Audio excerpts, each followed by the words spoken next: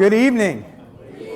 Thank you so much for being a part of this, and thank you at home for tuning in to watch or work or wherever you happen to be right now. It is such a pleasure to do these galleries at KelbyOne, and this one is starting just a little bit different because almost every single, well, in fact, every single one of these galleries has started with Scott Kelby coming up here to tell you what to expect for the evening and tell you a little bit about the artist, and then he introduces me so that I can introduce the artist for the evening. And it's such a pleasure for me to welcome the founder of KelbyOne, the guy who's written more books about photography than anybody, a best-selling author and an incredible photographer, and my friend, Mr. Scott Kelby. Thank you, Larry. Thanks, Scott. Thanks for having me here. I love this place. It's kind of interesting because I know a little bit of the behind the scenes of how this all came about, and Scott was like, I'm not sure I really want to do that. I don't know. And we really had to talk him into it. So this is not something that Scott came up with. This is something that Scott put up with. So that's how this kind of evolved. And it's such a pleasure to actually do this. Now, the other interesting thing to me is looking at the images and then walking around in the gallery, of course. I've known you for decades, and I've watched your work and your focus, your individual focus. You have like times where you are doing a certain thing because you want to master certain aspects of photography. You've been through a lot of different eras, I would even say. So some of them were, that I remember, models. So how did you start into this, what we're seeing here? Well, it's an offshoot of travel photography. Okay. So these are all really, I think of them as travel images. And so, and the way I came up with this kind of, so this whole thing is called, I call it The Great Indoors. So been working on for years now a coffee table book called The Great Indoors that would be celebrating classic interiors around the world.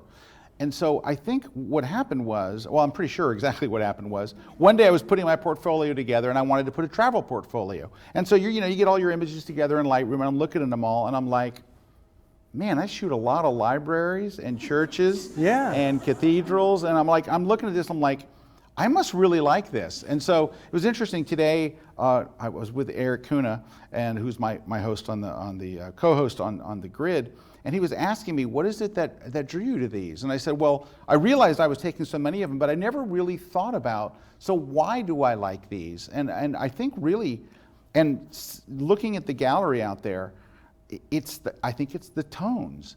Like everything, all of these things were very warm. Yeah. Right? The colors are warm, the lighting's warm, they're kind of a little dark, everything's kind of a little, I don't want to say mysterious because some of them are bright, but like every image that I chose, and I think I did this unconsciously, but for the gallery, they all fit together really well because they all have that same tone.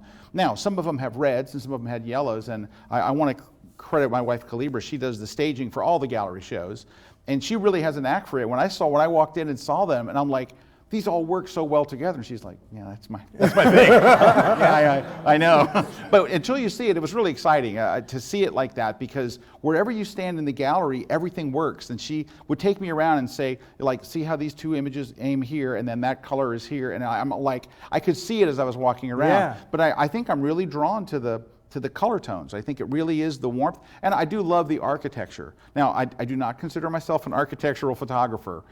That's why you have things that are like my verticals are like, you'll see a church and all the columns are leaning out like this. Now when I was looking at a lot of those images, I was actually drawn back to some of the other things that you've done. Of course, you spend a lot of time with sports photography. Yep. But you don't just take football players in the middle of action. You go for the wide angle up in the stands and get the arena. Yeah, that's the other thing. I'm really big on wide angle. Yeah. Almost, and we were talking out in the gallery with some of the folks that are here, and they were asking, what lenses do you use? And I realized I'm like using the same two lenses.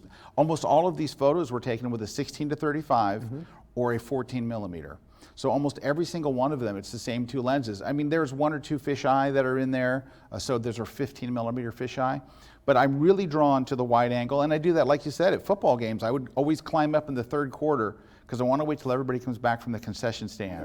Nothing worse than seeing empty seats all through it looks terrible.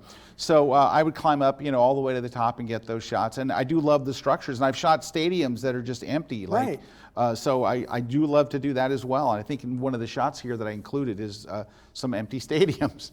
But I think it's those things. I think it's the old world architecture, I think, is very appealing, and I think the colors. I really do like look at that. It's the golds and the reds and the browns, sure. and almost every picture out there is a combination of those colors. So, but it's also the greatness of these images. And one of the things that was interesting, I heard you talking about some of these images, and some of the cathedrals aren't as big as they appear in your images.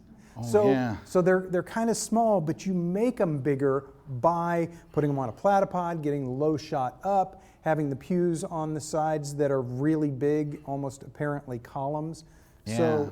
So that's the magic of the wide angle lens. So at some point we'll see a picture, and if I see it over my shoulder, I'll point it out. It's St. Christopher's, which is a chapel inside a children's hospital in London, and it is not as big as this theater. It only has 4 pews, but you look at it and it looks gigantic. And that is a combination of using a 16 millimeter wide angle and getting low to the ground. It takes a very small room and makes it look epic. And that's a lot of the epic look of these things is literally getting down low. If you shoot the same room on a tripod, it looks good, and a wide angle will make it look bigger, because a wide angle tends to take whatever the scene is and push it away. So it looks bigger, but it's getting low. So you take wide angle lens and get low, it's like money. Everything looks, you're amazed, you pick it up and you're like, wow, it's. Well, and one of the other things I noticed is most of these images don't have the floor. Some do. Right. But most don't. So tell me what your thought process is in framing. Well, it depends. If it has a pretty floor, I include it, but a lot of times the floor isn't pretty. So I try to include, like this has got a pretty nice floor. Sure. That's actually in New York City. It looks like it's a very European church, but this one was one that did not make the cut. It didn't make the cut of for the gallery? For the gallery, and I got it printed beautifully, but if you notice, it doesn't really look like the other images. Because the lighting inside is purple right. and blue, I like it, but it's not, And when Kelby was putting together the show, she went and she brought it to me, she said, yeah, this didn't make it. And I'm like, I know, it's the blue, isn't it? Yes, blue's okay in stained glass, but you don't want to use it as lighting. But so in this case, if the floor is interesting, then I try to include the floor. But if the floor doesn't have anything particular about it, I try to get up and show, like the top of seating, like in an opera house or something like that. Just really depends on the floor. One of the other things I noticed is the flares on many of the lights in the image. So yeah. You occasionally have used what is it, Photoshop? Photoshop, and Lightroom. Yeah, I'm getting better. But I'm curious if this is part of the original image capture. Are you adding any of the sunbursts or flares after the fact? Larry, I would love to take credit for adding those, and no, those are unfortunately, or fortunately, they're already there. We were talking about this actual picture out in the lobby, so this is a very small. This is only 10 pews at the very back of the room. It's a very small memorial in Minneapolis. Uh-huh. And it's super small, and that's, again, the 16 millimeter. But the lights we were talking about are those little sun brights. So you get those little star brights or whatever, from shooting at like F16 or right. F22.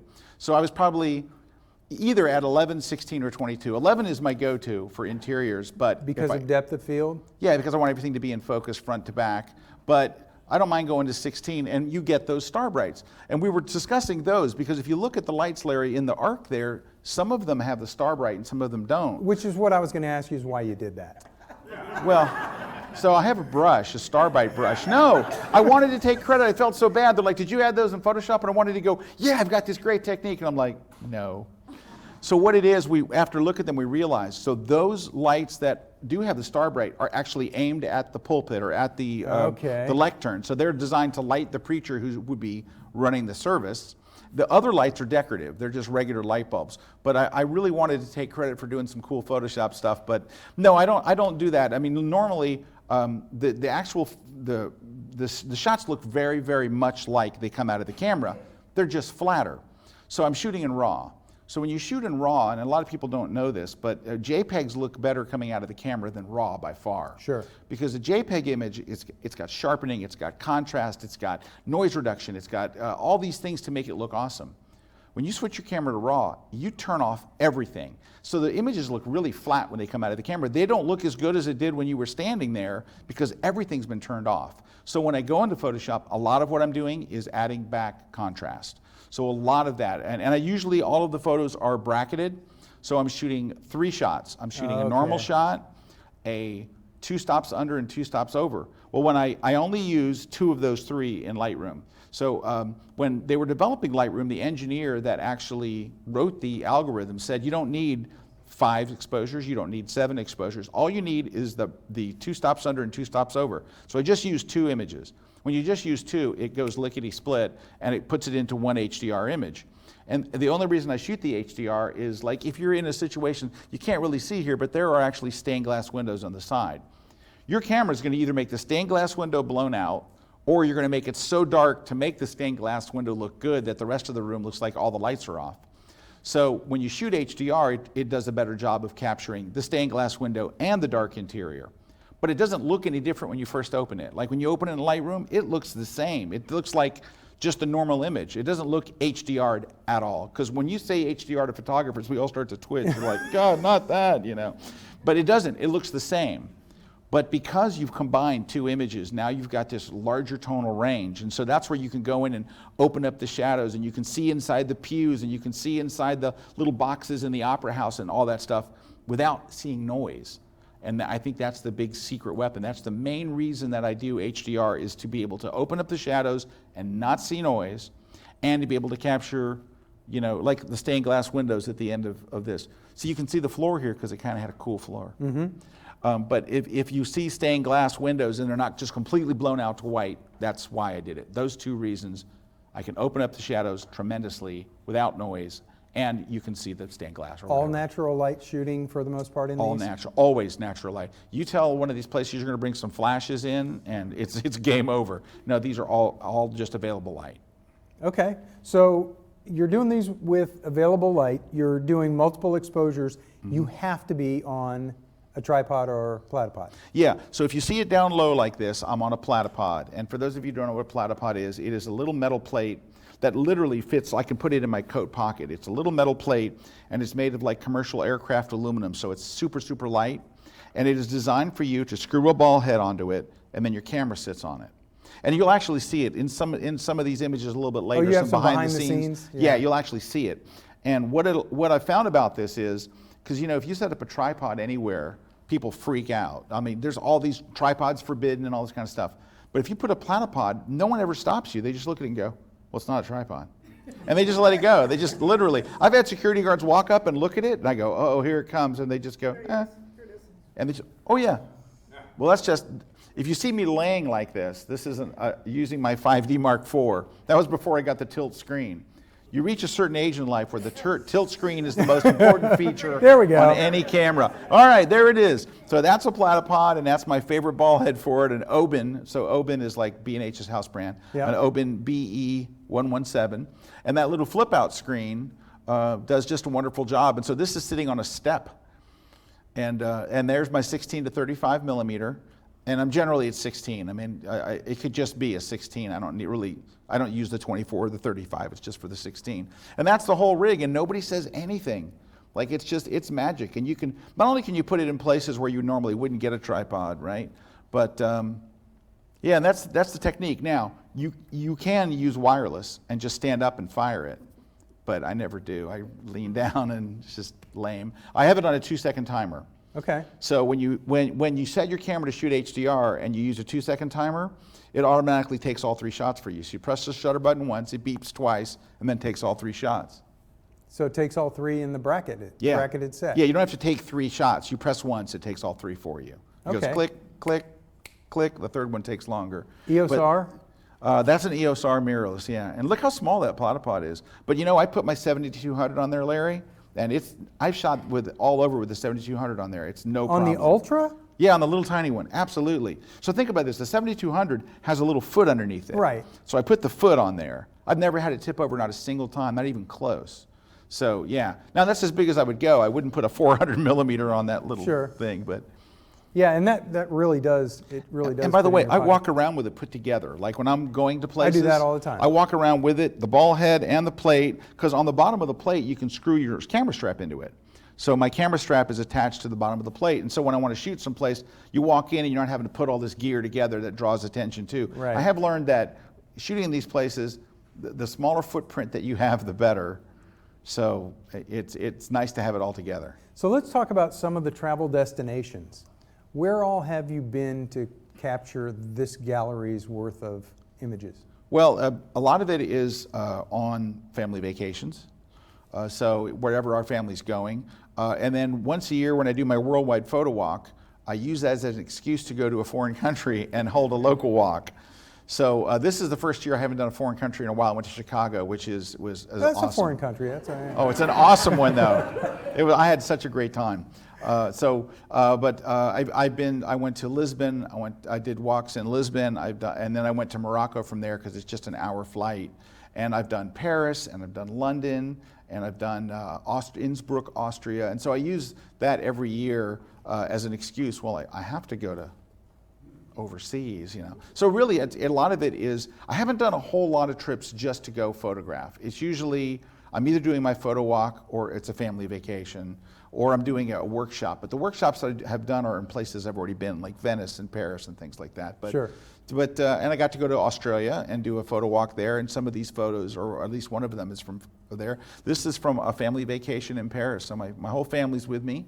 And the secret. Okay, so how did you get in here? It just strikes me as this isn't open to the public. Am I wrong? Oh no, it is open. You can get a tour. Okay. But I will give you the secret though, and this is a better secret than it sounds. Be the last tour of the day. Wherever you're going, if you're the last tour, all of the tourists will be gone and you're the last ones out. And that's what I had to do here. I was literally the last person out of there, like they're yelling at me in French and stuff. So now I will tell you this, I did to do a little, this one actually does have some Photoshop, because in this opera house, the Palace Garnier, there are 2 stalls that there normally would be people watching the opera. They've taken out the seats, and those are for tourists to look in. So you can't just go walking around all over the place unless you're on a private tour. Okay. But you can just walk in and look. But across from me are a bunch of tourists.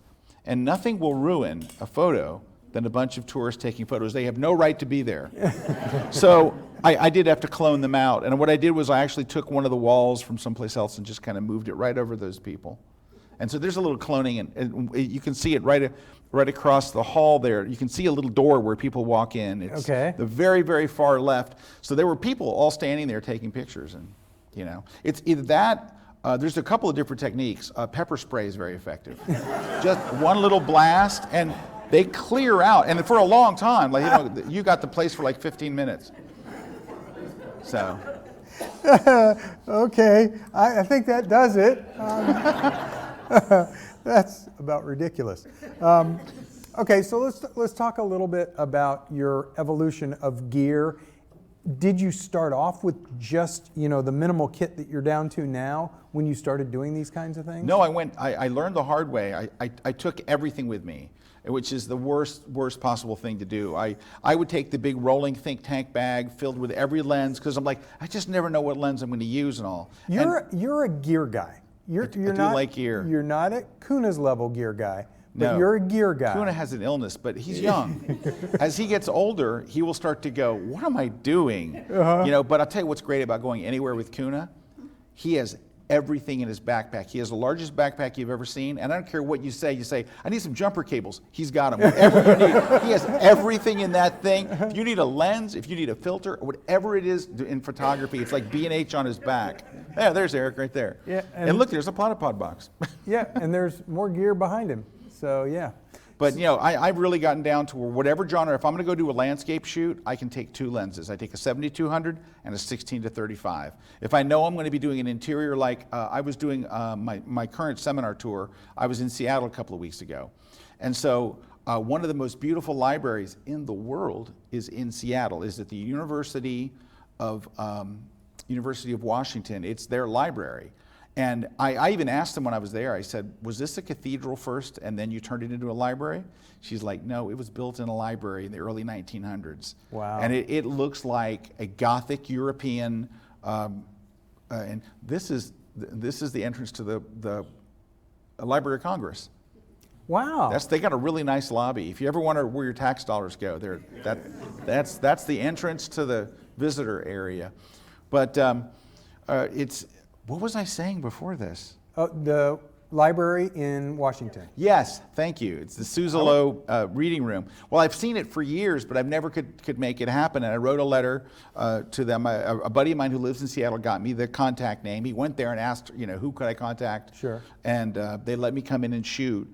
And I took the very minimum. I took a 14 that I never wind up using, and I used the 16-35 and a platypod, and that was it. I did take a travel tripod. I did have a very small Gitzo travel tripod, because sometimes you do want to get up, you want to get up above the books and all that stuff, and there's all these tables in the reading room. But yeah, I mean, I go light. I'm down to one or two lenses. If I'm doing landscape, it's two lenses. If I'm doing interiors, it's two lenses. If I'm doing travel, it may be one lens. I've got a 24-240. That is my main lens now, and that's it. But if I took anything else, it would be the 16-35. So two short lenses, like this short, and one camera body. And if my camera body breaks, I'm in trouble.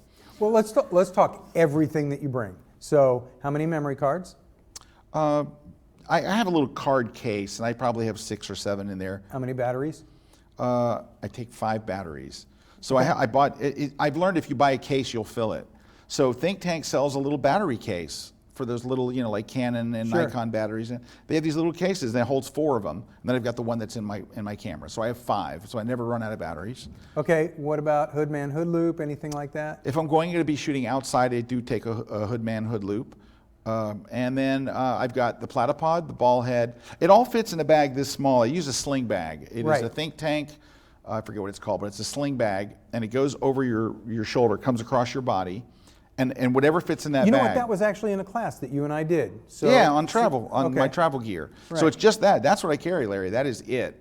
And so even if I go to Europe and I'm going to be there for a week, I'm taking one bag with 2 lenses. 2 lenses, a platypod, a ball head, a travel tripod, 2 ND filters. Okay. And, cleaning cloth, pretty much. All right, so tell me, what are you using the ND filters for? If I'm shooting outdoors for long exposures, anything with water, I don't shoot a lot of waterfalls, which I think is what we all think of when we think Sure. of that. But moving water, if I'm shooting at the ocean, a stream, moving clouds, anything with motion, then I want to do a long exposure. When you go on these trips, obviously you have a lot of these destinations pre-planned. Yeah. Do you have the image pre-planned? Because that's something I hear Rick Salmon talk about. He has in his mind what image he's going to shoot before Rick's he gets better it. than I am. So here's the thing. I know where I want to shoot. Like I kind of know where I want to shoot, and I know the kind of, like the type of image I want to get. Like I know that if I go to an opera house, my thing at an opera house is generally, and this helps me do it, I want to shoot the view from the performers. So I want to shoot from the stage looking out to the house. Okay. Where normally you would see from the back of the theater and you would see the stage like you saw in the Paris Grand, but I couldn't get down there. They don't let you down there. This is the Venice Opera House. And by shooting, so this is a platypod shot, but this is another great thing about the platypod. There is a tour group sitting in there. So there's 25, 30 people sitting there. But you can actually see one woman. If you look back about 7 or 8 rows, you see her head? Oh, yeah. Yeah, if I wasn't lazy, I would have cloned her head out. But I should probably just clone her head out. Okay, so like the shadow that's right at the door at the far end, That looks like an alien. It is. That was, and I left it because it's an alien. But you can't see all those people. Right. Because that's one of another great thing about that low perspective. So the chairs hide the fact that there's 35 people that just sat down and they're going to be there for 20 minutes as they learn about Are there people up in the boxes? No. Up in that box? No. It looks like there's 2 people in the box. Oh, and the one in the center? Yeah. Yes, not on above the ones door. on the sides. That's a viewing gallery. And I think you're going to see a shot that I took from that viewing gallery. But yeah, I didn't take them out either. You know, it's interesting. 1 or 2 people, like in a scene, can actually be cool.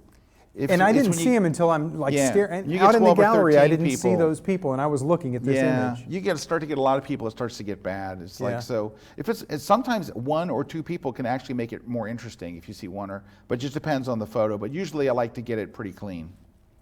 But here we're in the middle of the day. I just bought the $8 tour, the €8 tour, and waited to be the last one. Well, the problem was I got my few shots, and then here comes the next tour. I wasn't the last tour of the day. I waited to be the last person on our tour, and our tour guide started yelling at us. You do have to get used to tour guides. They're not happy when you're the last one because they want to move everybody as a group, and we're like, we just want to take one picture, and they're like, oh, Americans. Yeah. I actually really like that. So I was in the first group. This is inside the Vatican, and I'd been there before, but I didn't have a platypod, so I was shooting everything handheld, and so everything's kind of sharp. There's nothing like deadly sharp. It's all just, it's like, man, I wish I could have. You can't put a tripod in there. Right. They'll kill you on spot. But somebody told me get there early, and so I got there. They said if you get there at 5:30 in the morning, like it's dark, but there's nobody there, you'll be the first one in. There was 200 people already in line at 5:30 in the morning. Wow. So I thought it was going to be like number 4 in. I was number 200. But I knew where I wanted to shoot. Like I'd been there before, and I thought I want to get this shot, that shot, that shot. So I just went there and set up my platypod, and there was nobody there. I got shots I never thought, because the Vatican is so vast. Sure. I mean, you could take Notre Dame and put it in there like 8 times. It's gigantic. And so you can go to places, even though there's 200 or 300 people in there, you don't see anybody. Like I'd walk into rooms, I'm the only one there. I'm like, I can't believe this. Click. Now, this one wasn't in the gallery, was it? Or Yes. is it? Is it? Yep. Okay. It's got a little bit more of the lighter cast to it. Yeah, it's a little darker actually in there, but I do like to open the shadows so you can see detail. And so there's a security barrier there so you can't walk into that particular area. Oh, okay. There's actually a security barrier, but security barriers are great for holding platypods. Also rope and stanchion. I'll put it right on top of the stanchion. I'll just lay it right on top of there. Okay. So that's what that is. It's sitting on. You'll actually see a behind the scenes shot for it in a minute. I'm looking at the lights on this. You had to amplify that. Is that really straight out of the camera? Yeah. I mean, this is an HDR. It's I've done Right, all my but I mean contrast. the flare on the light. The flare on the lights is courtesy of F11, F16, or F22. It just does it. I would love to take credit for it, Larry. You know me. I'd be like, yeah, I did that in Photoshop, but no. I imagine there's a new Scott Kelby class coming out. It's called F16. Yeah, images with flare. Images. I like that. Yeah. Images with flare. There you go. Yeah, wow, I tell you, my crew back there is on. They are on. Yeah, that's it. That's the little barrier that it's sitting on. And that's a 14 millimeter on there, and that's the mirrorless camera. And I can see where I'm shooting with that little, the pop-out screen. That is cool. That's as cool a picture as all of these because you get the behind the scenes and you just want And once to you see it, you realize how unimpressive it is. You're like, that's it? You just stuck it on a railing? Like, yeah, that's pretty much it. Okay, so this one looks like you're standing. This one looks... Yeah, this is my pre-platypod days. So this is in Sydney, Australia. This is the State Theatre. And a friend of mine was able to get us in there with one of their maintenance guys kind of took us around and gave us the tour and let us shoot in there for about an hour. It looks similar to the Tampa Theater even. It does, it does. In the it has I love it. It's beautiful. Look at the chandelier in the center. Now this was actually one of the few shots taken. So there's 2 shots in the show that were taken with a fisheye. This is one of them. So this is a 15 millimeter fisheye. And I'm on a tripod, and it is bracketed.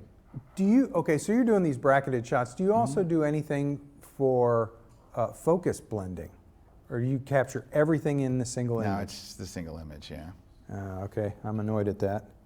No, I wish I would think to do it, but because you're doing HDR, you would have to do So but focus everything is stacking so would require. sharp. It's just so sharp Yeah. all the way So through the what I image. do is I sharpen it. All of these photos have been sharpened. I sharpen every photo. One of the reasons, well, it has to start off with good focus. I mean, you have to have reasonable focus. And I don't always nail it, by the way. I mean, sometimes I get back and I'm like, oh, I moved the camera, or I did something I shouldn't have done, or I just didn't really pay that great attention to it. So there are photos that are out of focus. So, but I don't do focus stacking. What's weird is I'll do it for landscapes. Like I'm out on a landscape, I see this big vista, and I want like something, But usually it's if I have a foreground object. So if I have a big chunk of ice and I'm in Iceland, or if I have a piece of driftwood or something, and then I will do focus stacking, because just focusing at f11 off in the distance when you have something right here, this will be out of focus. Well, and see, that's why I see so many of these images, and I knew, I felt like you had to be doing focus stacking, because there is good quality sharpness through the whole thing. Yeah, but if you look at the floor right up front, oh yeah, now right, I see it. It's not quite as sharp as it is like back there. So I'm focused a third of the. Now, this particular image, this is the Hall of Mirrors in Versailles, the Palace of Versailles. They don't allow tripods. They're very strict about it. And the firing squad is what they use. But there were 70 people in this hallway.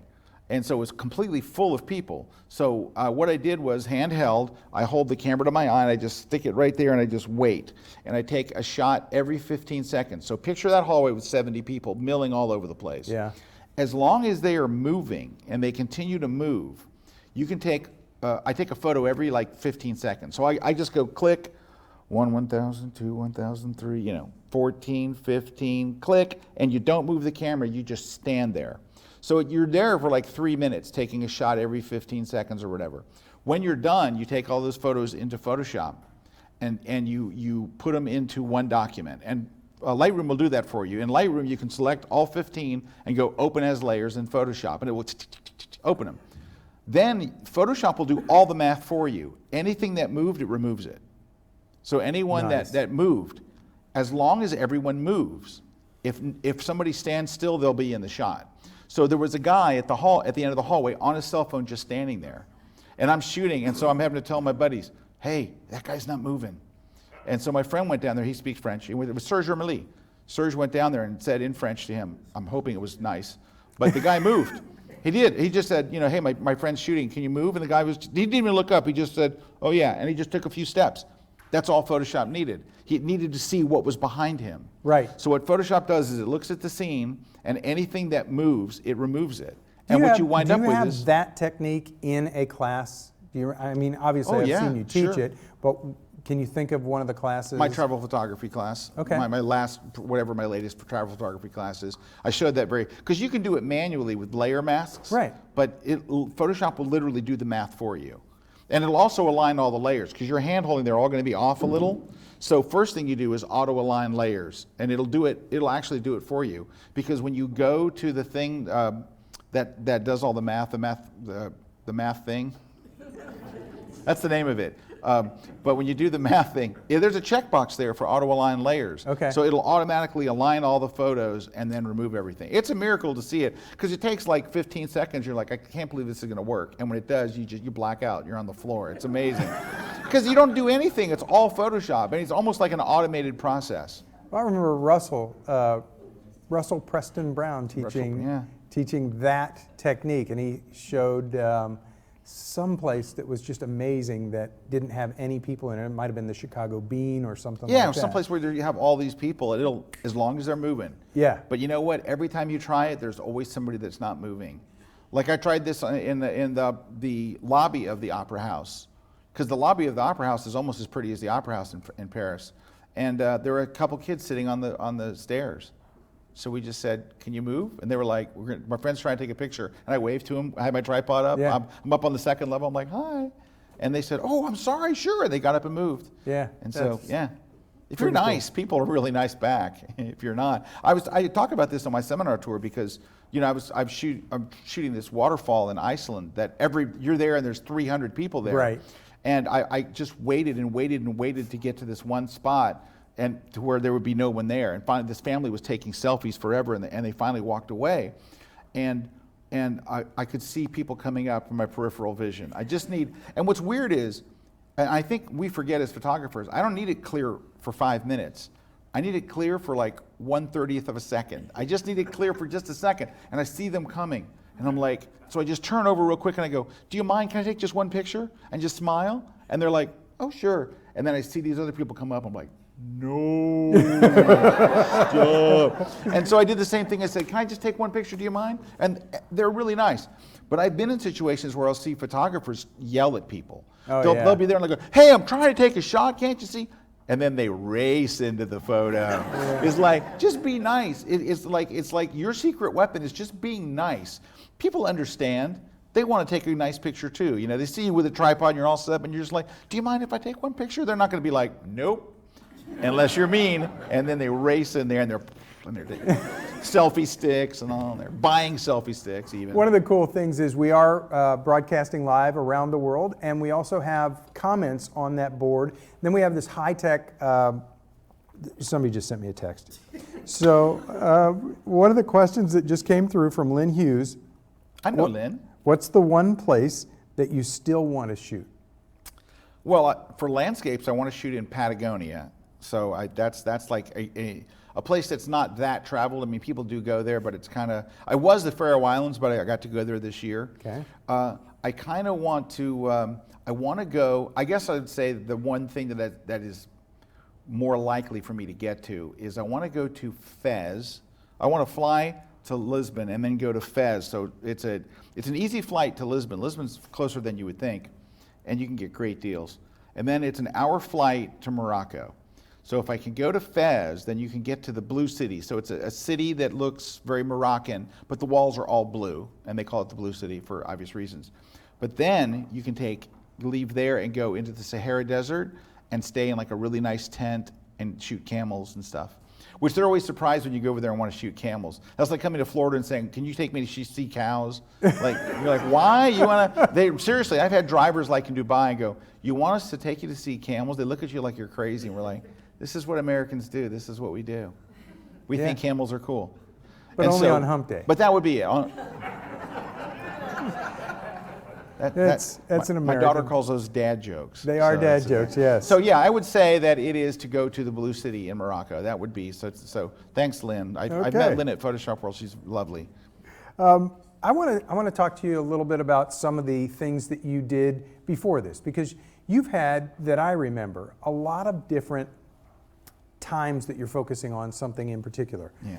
Tell me one thing that you really enjoyed from the era that you were shooting many models. And I know you did books and book covers, magazine covers, and you've taken lots and lots and lots of model shots. And I learned a lot from you and bringing them here to the studios and then going out with you on those model shoots. Something that you learned from the model photography days. Well, what I was shooting was fashion. Which is different than shooting people, because I really shoot 3 genres still, and my genres are, I shoot travel, I shoot sports, not as much as I'd like to, but I do have a couple of football games coming up, and then people. And so I like to shoot athletes as well, but I was shooting fashion for a while because I really like the story of it. And so what I really learned about fashion photography was it is more than any genre I've done in photography. It is absolutely a team sport.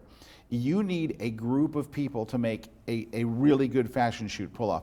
Now, I'm not talking, because I think when you say models, they probably think of glamour photography. Mm-hmm. But this is more like I'm not shooting at the level of Vogue or something, but that kind of thing, to where it really is about the clothing and the scene and the story, where it's not as much about the person. When you light for fashion, you're lighting the clothes. So portraits are about people, fashion is about clothes. And so I really learned that it takes a group of people to make a good fashion shot. Like you need hair, you need makeup, you need a stylist, you need a model, you need assistants, you need a art director, you need all these people working together as a team. I love that. I love that aspect because it's so much fun. The energy on one of those shoots is just awesome. It is so much fun. Now, my wife acts as my art director. So what's great about it is she'll find the model. She will, hey, there she is. That's us in, what, Tampa? No, that's in Paris. But that was during my photo walk there, so we got to do a little vacation and stuff as well. But so she'll do all the art direction. So she'll hire the model, she'll hire the hair, the makeup, she'll come up with the story, like what we're gonna, so what's great about that is that leaves me to worry only about the lighting and the composition and all that. She really has a gift for that. I really struggle with that. I mean, I finally went to her and said, you know, I need help with this. And she has absolutely no problem. She goes, okay, here's the story. We're going to do this. And she'll get there and she'll tell the model, all right, in this story, this is who you are. And you're like, we rented a mansion in Howey in the Hills, Florida. Our friend Kathy Porupski, who is somewhere out here. Oh, yeah. Kathy, oh, she's over there. Hi, Kathy. Kathy knows everyone in America. Right.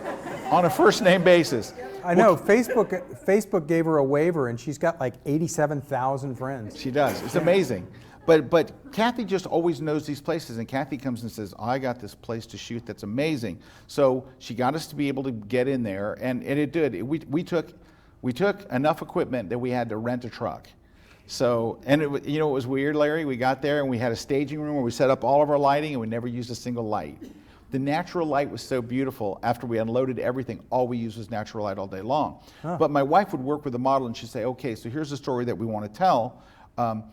You have lived in this mansion your whole life. You've been very successful, and now your marriage has fallen apart. You're both out of money. You and your husband are broke, and he's leaving you. And you are looking out the window and seeing him drive away. And here you are in this empty mansion, because the mansion was, except for a few pieces of furniture, was empty. So you could tell this story, and she came up with this whole thing, and the model was like, I got it. And so she conveys it to the model in a way that she becomes an actress.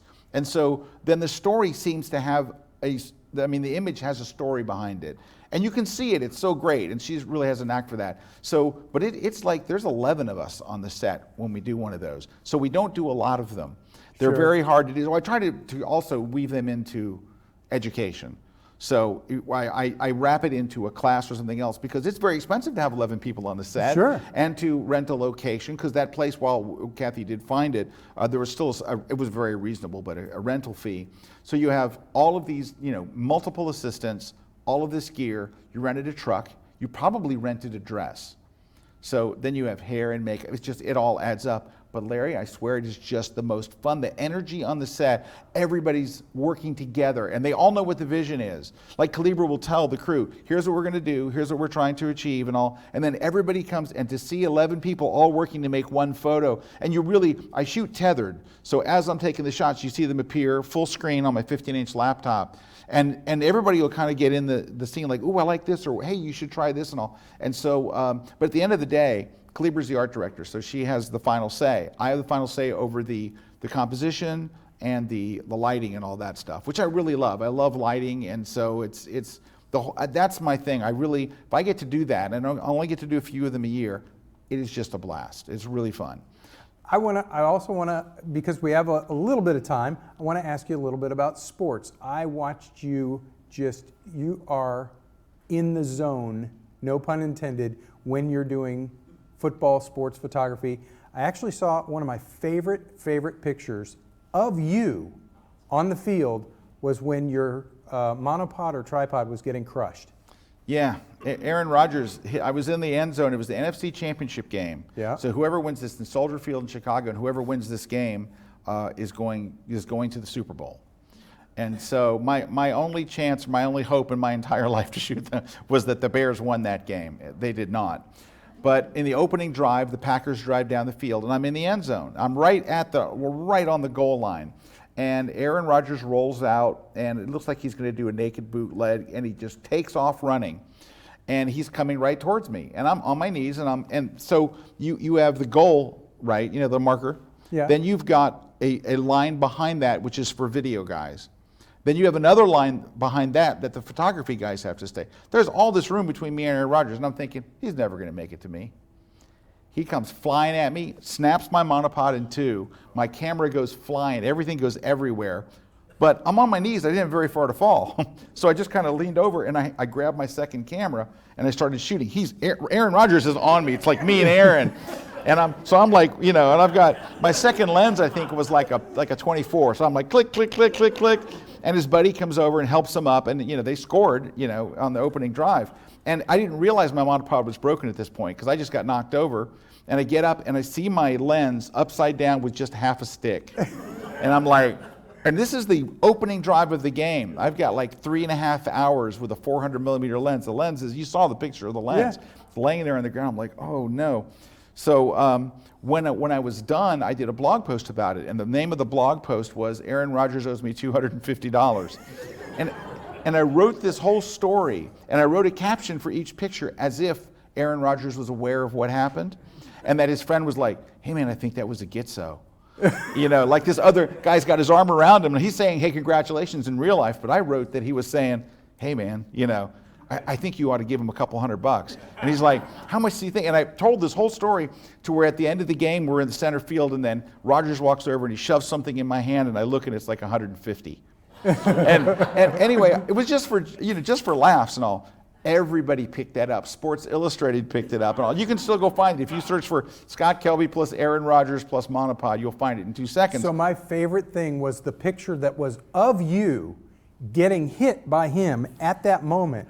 The reason that I like the picture so much is because you had the biggest freaking grin. Yeah. You weren't afraid. There was no fear. There was nothing. You were just smiling, and Aaron Rodgers was in your lap. And he was right there. Yeah. Okay, but I said all that. But I want to get into, how did you get into being able to shoot professional sports? Well, my buddy Mike Olivella is the photographer for Florida State football. So he shoots for all the Florida sports, not just football, but he shoots for all of their sports. And he's a great guy, a really good shooter.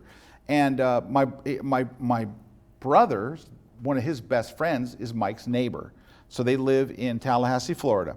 We go up to see my brother's friend, and he says, hey, I want to meet this guy. He has some of your books, and you meet him. So I meet Mike, and we're talking. He says, hey, if you'd like to come up and shoot a football game sometime. I'd never shot football, but I love football. So I love football, and you take, hey, take something you love, photography, and marry it with something else you love, football. So I'm like, I would love to come up for a game. He goes, I got all the lenses, everything you need. And so I went up. I did. So like maybe a month or so later, I went up and I shot a Florida State football game. And what was weird was I got a couple of good shots. Because I mean, you can shoot a lot of football, even on when you're doing it a while, and come away with a game that's kind of eh. But I had a couple of like, I thought, dang, I kind of have a knack for this. Like I got a couple of good shots. Because I've shot things where I realized I have no business shooting this. Like you ever seen any of my wildlife photos? Some. Yeah. The reason you don't see many, because I just stink at wildlife. It's like, it's really, really bad. Like, I'm not kidding you, Larry. We will have up to 9 American bald eagles that land in my backyard, like right there. And I don't have a single photo. I have one photo of them flying away, but I don't have a single, I don't know what it is. I have no feel for wildlife, zero. But I felt like, gosh, I could kind of do this. So I got really excited about it, and then I got once you have a couple of shots, it's weird how once you have a couple of decent shots, other doors open. And then a buddy of mine got me an opportunity to shoot a Chicago Bears game. Yeah. And Larry, I swear I will never forget the feeling. You're inside a tunnel, you're in this area, and you come out where the players run out. And we're out there, the players are already kind of warming out, and we walk out. And Soldier Field it's a historical stadium. And it is built on the original Soldier Field from like World War II. So they can't tear it down. It's protected, it's one of those heritage kind of things. So the architect had to build a stadium on the old stadium.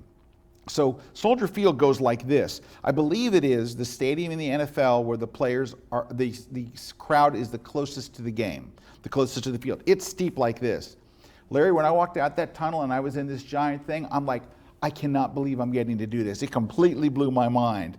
And it was weird because I go over to the sidelines and we're talking and a friend of mine, my buddy says, hey, I want you to meet some people. And I come over and he goes, oh, hi, this is Scott. He's a photographer. And I said, hi, nice to meet you, Mr. Kutcher. Nice to meet you, Demi Moore. All these celebrities are on the sidelines up there. It was a very weird day. But that was it. When I walked through that tunnel, I'm like, I got to do this. And then I realized it's very, very hard to get on the sidelines of a professional football. It's hard to get on a college. It's very hard to get on the pros. And so the only way I could do it was to work for some media outlet. So I literally applied to a media outlet. I sent like 10 of my best college photos and a couple of the shots that I had taken with the Bears to this, and they gave me a kind of a substitute spot. So there was a guy that was covering the Tampa Bay Buccaneers, and he couldn't make, there's 1 or 2 games he couldn't make. So they had me sub. They'd say, hey, can't make it on, September 19th, can you cover that game? So I did, I covered it and I did okay. And then I covered it, but I was just like so thrilled to be shooting pro sports. And then the guy like left, he moved away. And then he said, well, do you want the gig? I'm like, yes. And my wife's like, no, you have a job. I'm like, it's not gonna be my full-time job. But, so I started doing that. But I started not just shooting for football because they're a sports wire service. So I started shooting IndyCar, and I'm shooting baseball. I'm shooting all these different sports. So I got to shoot everything from golf to tennis to all these different things. So it turned into a really, I went in as a football fanatic and came out as being able to shoot all these different sports. And I loved it. But I did it for 6 years straight. I did it until my knee started to get funky. So this is a terrible story I'm going to tell you anyway. But I was shooting the Outback Bowl. So it was South Carolina versus I forget who. And at the end of the game, South Carolina won, and all the players come to the middle field, and there's confetti coming down. They're holding up the trophy. And so I got my 16 millimeter. I get down low. I'm on my knees. I'm shooting the shot, and I couldn't get up. Like my knee was locked. Like I couldn't. Another photographer looked and says, are you okay? And I'm like, yeah, I'm good. He's like, are you sure? And I'm like, and I was stuck. And people started to walk away, and I'm just like the statue out there. And so he helped me up. And so I called the wire service and said, look, I'm not going to be able to shoot next season. Because honestly, Larry, this is, and I went a whole year trying to shoot without going on my knee. You have to shoot on your knees for sports, for football in particular. The shots just don't look very dynamic. I went a year without a single shot going in my portfolio because I didn't take a single one I liked. And it wasn't that I didn't catch a guy, almost catching the pass. There's all these signature shots that you want. I could not capture a shot that I felt was that looked right. Do you think it had anything to do with the hit you took from Aaron Rodgers earlier in the year? It's all about Aaron Rodgers. No, it had nothing to do with that. I think, but anyway, so my knee was really getting bad, and about, I don't know, 2 months ago, I thought I'm going to have knee surgery. And then I went to China and did a workshop with Rick Salmon. Sure. And what Rick didn't tell me when we went there was he picked me up. We landed in the middle of nowhere, China, rural China. He picks me up and he drives me to this place and says, we're going to go to the top of this mountain and we're going to shoot. And he's like, well, it's 700 stairs up. And I'm like, I got this bum knee, bro. I'm like, I'm not going to make it 700 stairs. But I didn't realize it, but it was 700 up, 700 down. 2 days later, we went back to the same thing, up 700, down 700. And the next day he said, well, tomorrow's 500. And so, what was weird? It fixed my knee. Like my knee is completely fine. I have no pain, nothing. So I'm shooting some football games. My knee, it's like bad, like I'm waking up in the middle of the night, my knee's hurting. I don't know what those stairs did. I'm surprised I made the 700 stairs to begin with. It was no fun, and it was crazy hot, Larry. It was like China hot, and no railing, no nothing. You're just going up 700 stone stairs. Well, and I've heard you and Rick talking about it, and it sounds intimidating. Yeah, no, I had to come back because I had a seminar, so I left 2 days before Rick. They had to take a hike to our hotel, and literally Rick came down in a wheelchair for 3 days. Wow. It's that bad. It's horrible. But whatever was in there, my knee is like completely fine. Like I don't have any pain, nothing. So I called my buddy. I'm like, all right, because the Falcons let me shoot. I can shoot anytime with the Falcons. So they're like, where do you want to shoot? So I'm going to do one of the college playoff games and a Falcons game. So now my knee's like, yeah.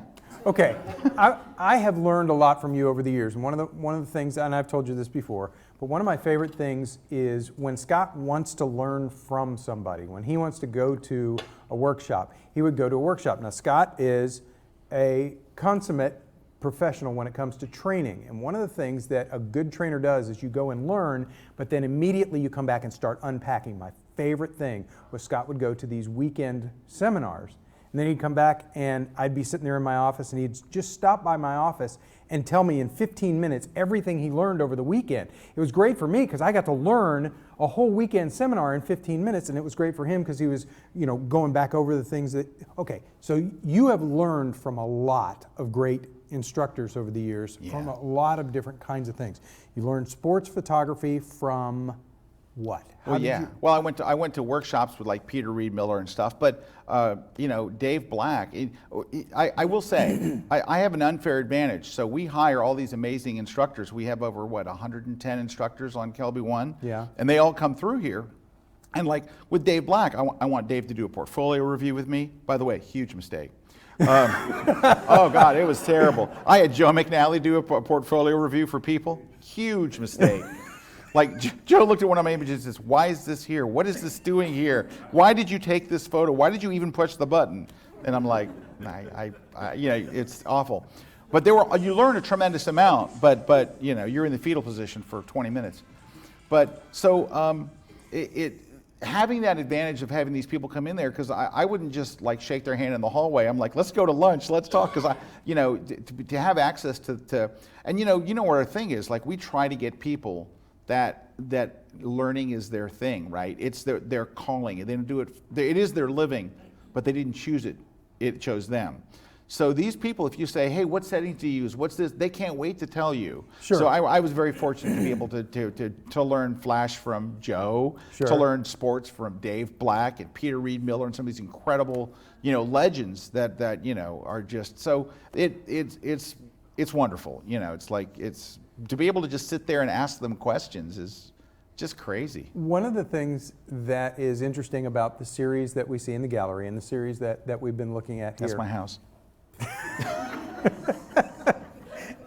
Is that you have a particular style. So one of the things that I saw of your images a lot over the past, I would say 3 or 4 years, a lot of beautiful staircases. And so that was an interesting architectural aspect to you. I love staircases. And then the images that are in the gallery. How did you, is the series something that you envisioned in advance? No, it really came from when I was putting my portfolio together and I saw all these pictures. That's when I realized how many spiral staircase shots. I have so many spiral staircase shots, and I love them. I put them on Instagram, and there is a site called, or an Instagram page called "The World Needs More Spiral Staircases," and I always tag them because they have wonderful spiral staircases. But when I go to a city, like when I went to Seattle, I went to Google and typed in "beautiful spiral staircases in Seattle." No answers. But a lot of times, like I found some in London and different places that you just wouldn't know were there, and you go searching for them in these places. Sometimes they're like in weird places, like in department stores or wherever. But I absolutely love those. If I get a chance to shoot a spiral staircase, every city I go to, I always search for spiral staircases. Now, they're pretty easy to shoot once you're there. You just aim up. I mean, literally, you either go up to the top and lean over the side, and there's a picture of me. There's one right there. So that is in a hotel in Budapest. And so, wait, I'm sorry, not Budapest, Prague. That's in Prague. And you just walk in the lobby and look up, and you're like, hey, there it is. And I've seen it online for years. And so what's the technique to shoot that? I would imagine there are several steps. Yeah, and this one is in the gift shop in the Vatican. So when you're leaving, so when I did my workshop in Rome, I didn't tell my students because I like to do some things to surprise them. In Rome, I bought everybody early entrance tickets, so before the public can get in. And the great thing is when you go in, this is at the end of the tour. We went there first, and there's not a soul on there. It's completely empty. There's nobody there. So we shot from the bottom, and you saw the bottom actually earlier. Yeah. Shot from the bottom. But I mean, the technique is wide angle lens and aim up. I mean, I would love to say, oh, there's more to it, but shooting spiral staircase, that's the view from the ground. Right. So that was shot from the right up at top where you see those little rails. That's where that was the previous shot was taken, and when you go downstairs, and then that's the shot up. But I put a pod. I try to center it in the room. There's usually something in the middle of the room, like a coin or something that'll show you where to shoot, and you aim up, and it's easy, but I love it. It's cheating. One of the other things that's been an interesting evolution is you still do the one-day seminars all over the country and in several places around the world. But it's been fun watching you go from workshop attendee to actually having some workshops now. Yeah. Yeah, so tell me a little bit about what your workshops are going to be in 2020. Well, I just started doing these in the last year or two. Right. I did Venice, I did Rome, and I've done Paris. And China with 700 And China, steps. yeah. Yeah. But these are very small groups. These are like 10 or 12 people maximum. Wow. So every morning we get up and we shoot at dawn, and then we go to breakfast. Then we go to the classroom, and then we go back to breakfast. No, we literally do a lot of shoots and a lot of post-processing and classroom time. And then in the middle of the day, we take a 5-hour siesta because we're up at like 4:30 or 5 in the morning. And if you just, you'll burn everybody out if you just go all the time. Yeah. So then we do a sunset shoot and we eat a late dinner. And we just, number one, we just have a ball. Now, I got to tell you, I've been blessed with the people that have been on my workshops. The nicest, most awesome, most fun people. I'm like friends with them. Like we all still communicate and all. So it is a really very fun experience. And we try, so I do this with Mimo Madani. So Mimo is a wonderful photographer based in Venice, Italy. And he's based between Venice half the year and then he lives half the year on Victoria Island in Canada. And Mimo is the nicest guy. He's a KelbyOne instructor. He's done a wonderful long exposure class for us. He has the most warm smile. Like you meet him and you just felt like you've known him forever. And the two of us do the workshop and we take the class out. We go shooting. We do everything together basically for 4 days. And it's just so much fun. And this was taken during the workshop. This is in Venice. We took the boat across to the little island, the little island that's out there, begins with S, Santa Maria. Haven't been there. It's an island right outside of Venice. And it's right there. It's like right at the canal. And this was inside a church. And we went inside the church and took the students there. And then we went up this tower and we all shot. And so we try to come up with interesting places to shoot. And places that are not so obvious, not the obvious, you know. We do hit a couple of the obvious tourist places because you don't want to come home from Paris and don't have a single picture of the Eiffel Tower, but we don't want to go to the Eiffel Tower. We want to shoot it from a neat place. So we just try to come up with really cool locations. We just have, but I tell you, I love it. It is just so much fun. It is. Wow. So that is a mosque in Abu Dhabi. So I was in Dubai. And then we took a day trip over to this mosque, which is just incredible. And it's actually architecturally extraordinarily accurate. In other words, there are no rounded, it's not wide angle. Was that a lens. thing? No, this is a wide angle. No, it's not. It's not? No, but I just see straight lines. I think I must have corrected the perspective. And Okay. I don't normally do that. I would normally let it go big like that. So this is either, it's a wide angle, but maybe it's a 24. Okay. Or now you realize when you tilt your lens, you can make it go straighter just by the angle of the lens. Sure. Like if you're shooting straight on, it won't be as angly. If you tilt up, everything goes whoa, you know. Right. So, but there's a reasonable chance that I corrected the perspective. I'm not an architectural photographer. I'm a travel photographer, so that gives me the pass to go artistic. So I'm looking to make it look artistically cool. And when I post one of those like cathedral pictures, there'll always be somebody that you know, Mr. Kelby, you need to get a tilt shift lens. Right. I'm surprised Right. you didn't, do the verticals. You didn't fix the columns. And I'm like, well, I have Photoshop. I know how to do it. If I didn't do it, I probably wanted it to look that way. And that's what I always say is like, I want it to look like that. Yeah. But you're right. This is very rare for me to have straight columns. We really it's are. not. We're. I know in the control room they're going, Larry. It's. That's a spiral staircase. Oh, I saw that. Yeah. But That's in San Francisco. That's the Mechanics Institute Library. how did you find that? Dude, I'm really good at the research. I use 500px, so that's a wonderful website that serious photographers go to. You can search it for free. You don't have to be a member, but that's one of my main sources. I will also go to Pinterest. So I was going to San Francisco, and what did I search for, Larry?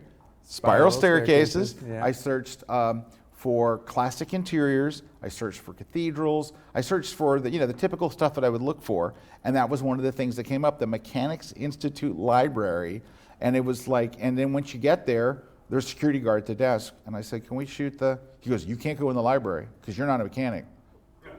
I'm like, how do you know I'm not a mechanic? He said, just look at you. So anyway, so we go in and you set your platypod down and you aim it up, and then you climb and you take the elevator to the top and you lean over the side. And there was actually a picture of me somewhere in here leaning over the side taking that picture. So that's pretty easy. That's in Amsterdam. That's a fisheye, another rare fisheye. So there's that. That's the picture of me in the Mechanics Institute. My feet are not that big. That's exaggerated with wide angle. But you actually look like a mechanic. Is it the orange bracket? No, it's that you're leaning over. It's like you're looking in a car hood. Yeah. Or something like that. I'd buy it. Scott, yeah, the guard didn't. What I know in the control room they're going, okay, Larry, didn't we just tell you that it's supposed to wrap up at 1 hour? And we went over a little bit already, but okay. I really do appreciate it. One of the things that has been so much fun for me over the years is learning from you and from all the great instructors that came through the doors here at KelbyOne, and just seeing the different phases and the different things that you've been interested in. Some of them I'm like, I want to learn how to do that, and other stuff I'm like, no, I want to learn that, and that's been a great thing, is that there are always classes that teach these different things. So let me ask you this, as we close, if people want to see more of these kinds of images and more of the behind the scenes, it would be your travel photography classes? My travel photography classes really go a lot into the gear and the techniques and things like that. I've got one that I've done it's a two-parter in Paris on travel photography. One part is the shooting and the other part is the post-processing. Mm-hmm. And then I recently did one in Venice, Italy, called How to Capture the Essence of a City. So if you really wanted to come home and show people, here's Venice, and not just take the standard stuff, like what would be a laundry list of stuff you could do. So I recently did that one. Then I did a class with you, right, that we did on my travel gear loadout. Like, here's what I take, here's how I pack, here's how I deal with the airlines and all that stuff. So we've done that as well. So there's a number of them, and I'm always doing more. I've always got more planned. So I have a travel photography book I'm going to be doing in 2020. Okay. And my workshops in 2020, I'm going to do one in Prague, which is a great place. And the other one, I'm not sure, but I think Prague is a wonderful place for a workshop. Hey, I do want to give a couple of shout outs to people, if you don't mind. The images, no, we've got, so everybody that comes to the gallery, you guys know, the images are printed by Bay Photo. Yes. So first I want to give Bay Photo some love, because we all sit there and we look at the prints and we go, these aren't glossy, they're not matte, they're not satin. What are they? They look like metal prints, and somebody even asked me, is this metal? Right. And it's not. It is. It's paper, and it's their system called Exposer, X-P-O-S-E-R, and all those images come rolled up in a tube, and it comes with a bracket. You put the bracket together. The mounting system. The mounting system is amazing. Yeah. And because the mounting system is designed for you to do a moving gallery. So if you wanted to do like a show and sell your art on the weekends, like at a art show, these things are designed to just hang on stuff, and you can switch images, like just literally pick them up and move them. It's way easier than hanging, and it's amazing. But it takes you this rolled up print and stretches it. And then you're about 2 inches off the wall, so they have depth. It is so, you can see some of them here, but the printing is the star of the show. You could print anything on those images and it looks great. So I want to give thanks to them. Also want to thank Kelby again for staging the gallery. Once I saw, it was weird because we've had all these showings, and you don't realize what an art there is to it until you see someone do it right. Because they just put them up random when I came in, and it looked fine. But when you see someone put it together as a story, and you realize, like, that's an art unto itself. And I knew she was really good at it, but seeing with your own images, I have a whole new appreciation for what she and everything. did. It's the lighting out there and the walls, those wall stands. Oh yeah, that's move. that whole gallery, she designed it from scratch. That's her baby. I had nothing to do with it. Here's what I did, have one thing to do. The lighting. I bought the wrong lights. That's all I did, and she contacted a gallery in New York and found out what the right kind of bulbs, what's the right kind of light and all, and then I went and bought those bulbs. So, but no, that is she found the schematics for, so the walls in the gallery move, so every show looks different. Those 8-foot walls actually roll, and that is 100% her. It was her idea. She came up with the idea was to find a way for our members to get elevated, to find people that are really talented, people like Melanie Kern-Favilla who won here and she wound up doing so many great things. She's just a great talent, but finding undiscovered talent and getting them a bigger audience. So that was the whole idea behind the gallery, and we've been doing those since she opened it. And so it's her whole idea. I'm honored that I got a chance to be in there. I got to tell you, it's extremely weird being on the other side of it and now being on this side of it. It's very different, but it's been a lot of fun. I got to tell you one thing that I really enjoy from the gallery, having been at each one of these openings. One of the nice things is seeing the undiscovered talent and seeing these people get elevated. And then in many cases, Melanie being one of them and others, then they have the opportunity to teach a class or two to kind of unpack what it is that they do. My favorite thing about this gallery showing is that you have a class or two. And I have a couple. That we can actually go in and learn and see some of these images and see how they were created and how they all came together. And that is my favorite thing about that this gallery opening has that foundation. That it's not just, Larry didn't ask him about this, and so I'm never going to know how he did that. No, he's got a few classes, so that'll be great. Oh, yeah. Scott, Kelby, thank you so much for allowing us to do this at the gallery. The pleasure Ladies was and mine. gentlemen, the gallery at KelbyOne featuring Scott Kelby. Thank you for being here. Thanks, everybody. Thanks. Thank you, Larry. Thanks, Scott. Thanks, man.